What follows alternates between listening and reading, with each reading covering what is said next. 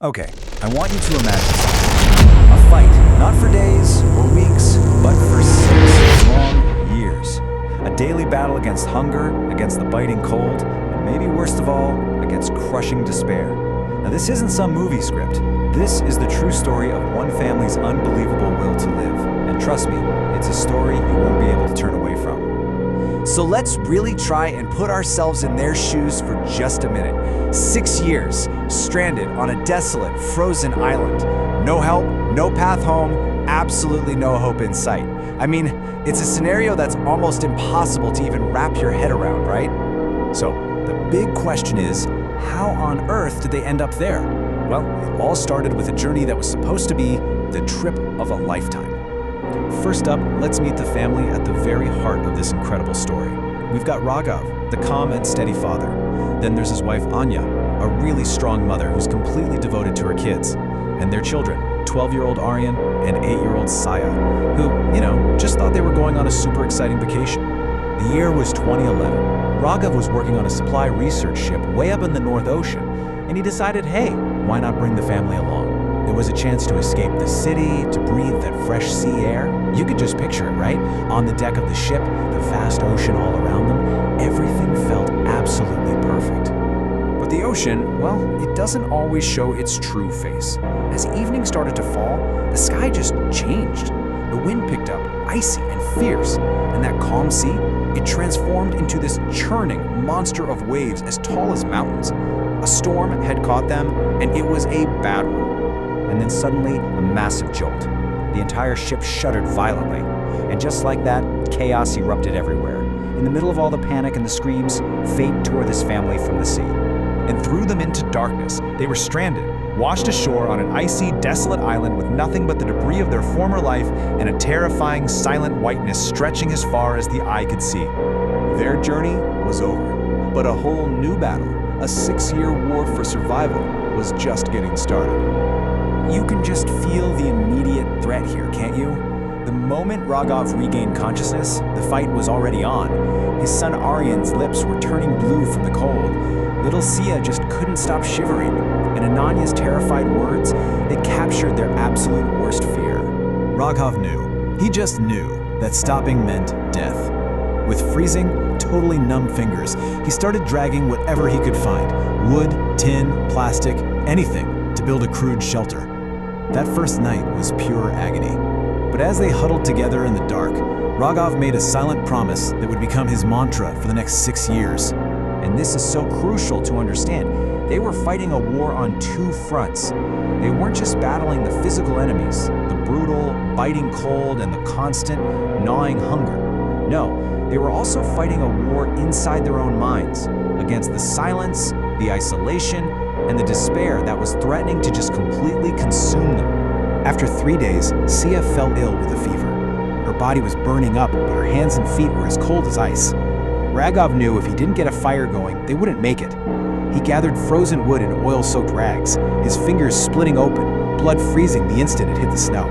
After countless, agonizing attempts, a small flame finally flickered to life.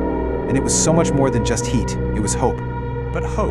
Well, hope is a really difficult thing to sustain when days turn into months, and months turn into years, with absolutely no sign of rescue. This timeline really puts the sheer length of their ordeal into perspective. I mean, think about it. The first year, it was all about learning.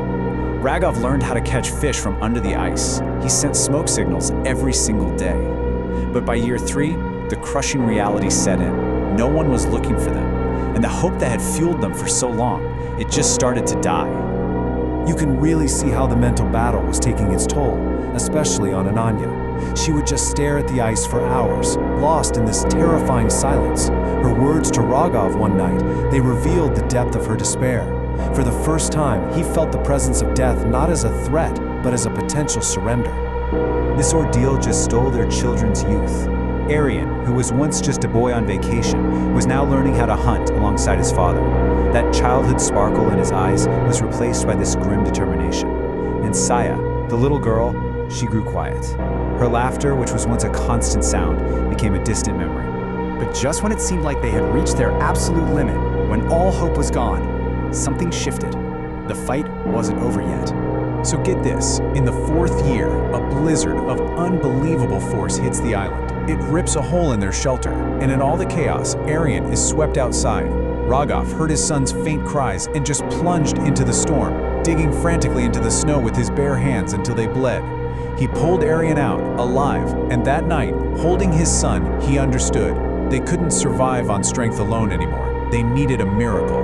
By the 5th year, their whole world had shrunk to this frozen prison. And Saya, now a young teenager who had spent most of her memorable life on the island, asked a question that just shattered Rogov. It wasn't just about being found, it was about being remembered, about still existing in a world they could no longer see. And so we come to this 6th year.